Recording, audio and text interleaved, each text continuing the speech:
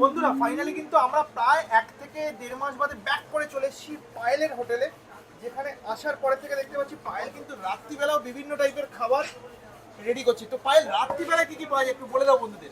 রাত্রে রুটি তড়কা পাওয়া যায়, সবজি ভাত পাওয়া যায়, মাছ মাংস ডিম সবটাই রাত্রে অ্যাভেলেবেল থাকে। কিছু থাকে? অবশ্যই সবই থাকে, দারুণ, দারুণ। কারণ রাত্রেও আমাদের অনেক কাস্টমার অ্যাভেলেবেল থাকে যারা এখানে আসে। চলো দেখাতে। রুটিটা কি একেবারে নতুন ভাবে করছো নাকি অনেকদিন ধরেই হয়?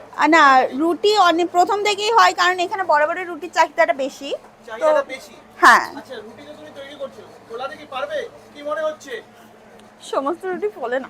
সমস্ত রুটি বলে না? না, আটার ডিশ কোনটা? আটাই। আটার ডিশ হ্যাঁ, দিদি কি দেবো বলে দিই। বলে দিস? আচ্ছা, বাহ। তো দেখা যাক এটা কি ফুলবে কি মনে হচ্ছে? জানি না, কনফিডেন্ট নই, কারণ আমার সব রুটি ফোলে না।